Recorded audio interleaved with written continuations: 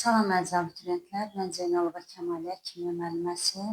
Bugün mən sizə üzvü birləşmələrdə hibridləşməni necə tapırıq, ona baxaq. Canlı və onlayn dərsimiz üçün ekranda gördüyünüz nömrə ilə əlaqə saxlaya bilərsiniz, Rus və Azərbaycan bölmələri üzrə.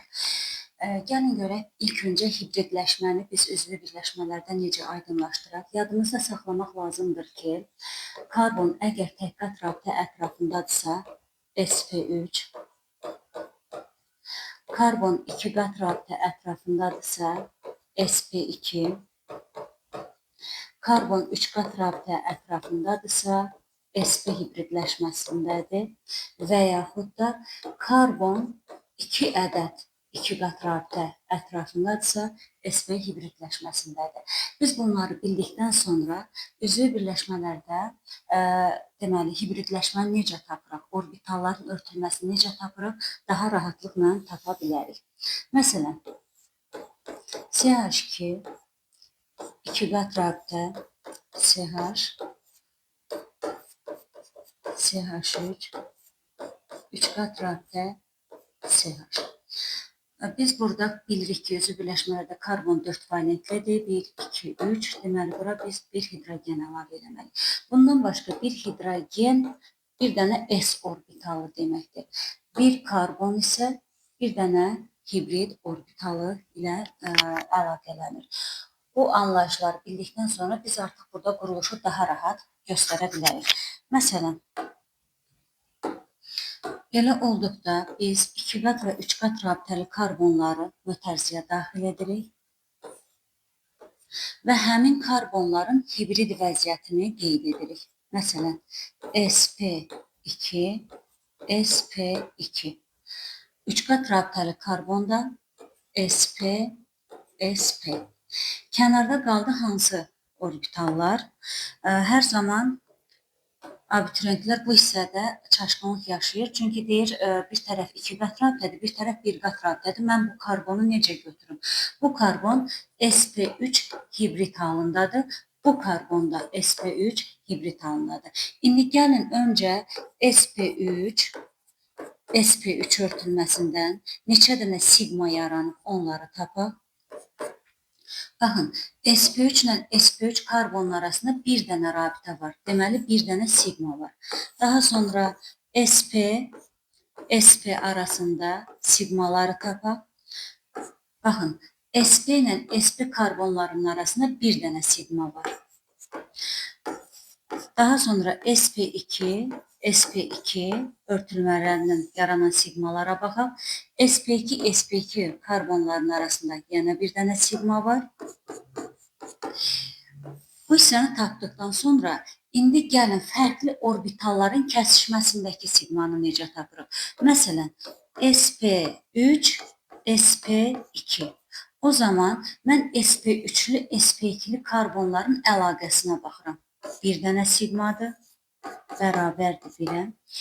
Daha sonra sp3, sp. sp3, sp. Burada da əlaqəmiz bir dənədir, bir rabitəmiz var. Sigmamız 1-ə bərabərdir. Daha sonra sp3, sp2. Baxaq, bunu yazdıq, sp3, sp2-ni yazdıq. sp3, deməli, sp-ni də yazdıq, sp2-ni də yazdıq. sp3s. sp3s nə deməkdir? sp3s nə deməkdir? Yəni, sp3-lü karbonun ətrafında olan hidrogenləri götürəcəksiniz. 3 dənə burada, 1 dənə burada. 4 dənə sigma. 4 dənə sigma. Daha sonra sp2s. Bu zaman sp2-lərin ətrafındakı hidrogenləri götürürsünüz. O da 3 dənədir. 3 dənə sigma. Daha sonra sps, sp-nin ətrafındakı hidrogenləri götürürsünüz. 1 dənədir. Bunları tapdıqdan sonra indi gəlin görək bizdə sp2, sp əlaqələnməsi varmı? Xeyr. Ona görə də əgər istəsək ki, sp2, sp örtülməsi, sp örtülməsi.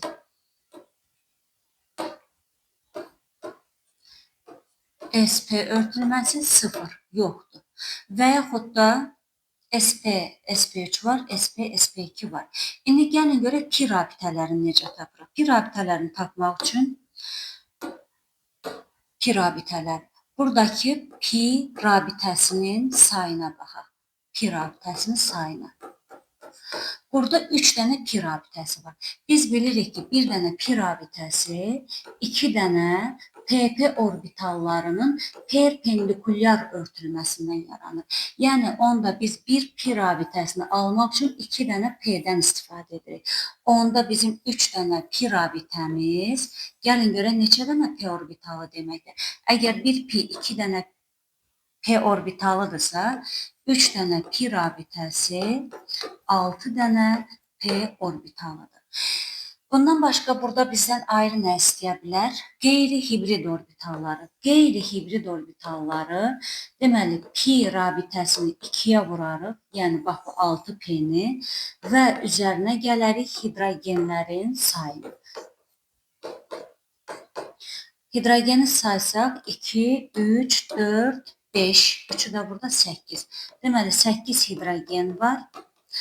3 dənə pi rabitəsi 6 dənə qeyri-hibrid orbitalı deməkdir. Yəni, 6 dənə hibridləşməmiş P orbitalı deməkdir. Onu da üzərinə gəlirik. 14 dənə qeyri-hibrid orbitalı olur. İndi bəs hibrid orbitalları necə tapırıq?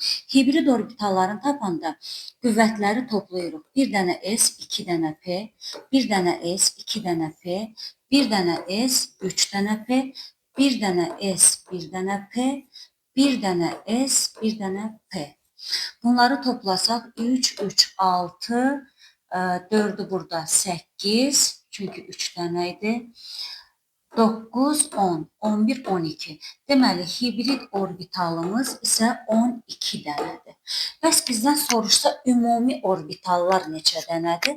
Əgər ümumi orbitallar soruşanda biz artıq hibridlə qeyri-hibridi toplayırıq. Yəni 12 üstə gəl 14. Yəni bu birləşmədə iştirak edən orbitallar və yaxud da elektronlar da deyə bilərik buna.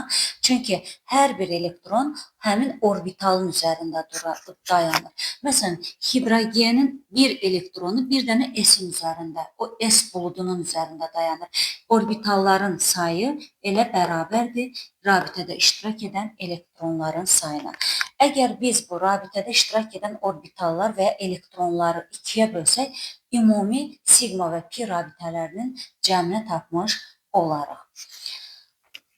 Deməli, bugün hibridləşmə mənə elə gəlir ki, bütün hissələrinə toxunduq. Bu kimi videoların davamı istəyirsinizsə, mütləq şərhlərdə qeyd edərsiniz.